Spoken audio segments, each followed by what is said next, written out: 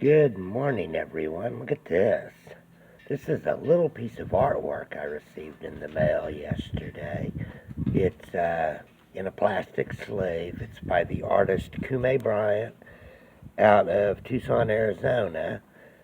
It's a one of a kind.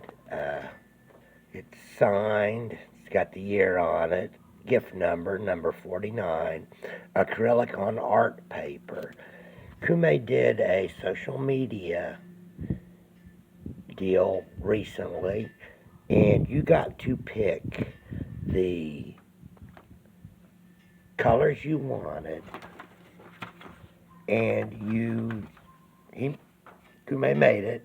You got it for free, uh, and it arrived in the mail yesterday.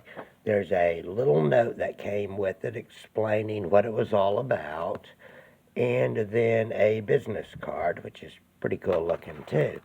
My kitchen colors are going to be red, black, and chrome or silver. This will be perfect. Now, I have been working on some art stuff of my own, more about assembling supplies. Let's start with this right here. Sorry about the sunlight.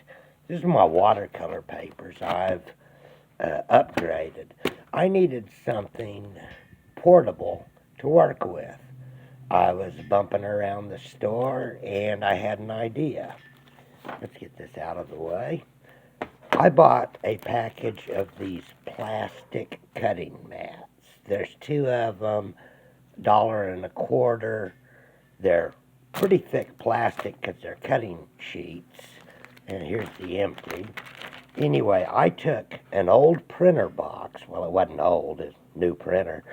And I traced out the cutting sheets on the back side of it. I cut out two pieces.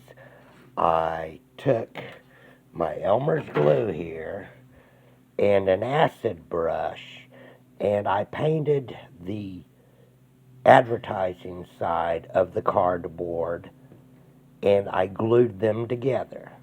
I used these little clamps, spring clips, binder clips, whatever you want to call them, and held it together. And I used 4 1-gallon jugs of liquid to weight it down on a flat surface.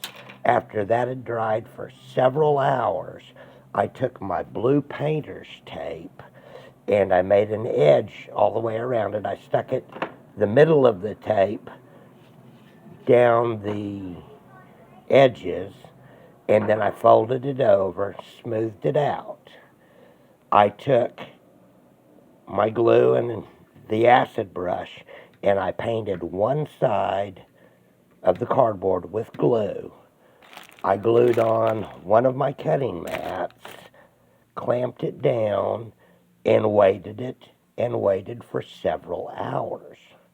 Then, whenever that was done, I flipped it over, and as you can tell, this is not quite as dry. It's going to take a while to dry because there's really no air movement underneath for that glue.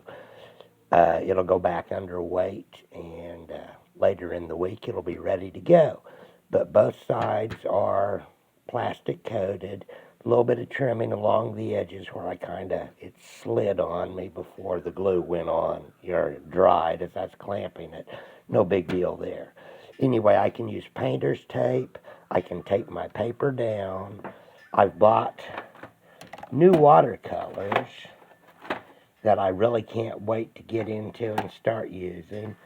I've bought oil paints and a set of the oil pastel sticks.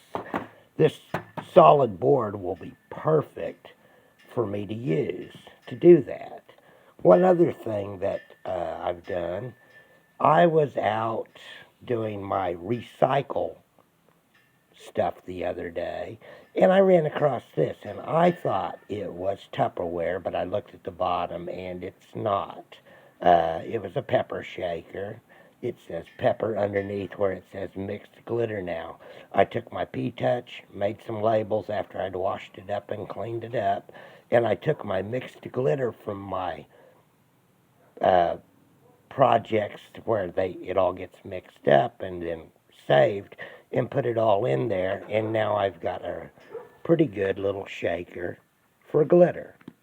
Looks like Tupperware. It wasn't. Anyway, that's what's going on around here lately, and I can't wait to get painting. That'll be happening this week.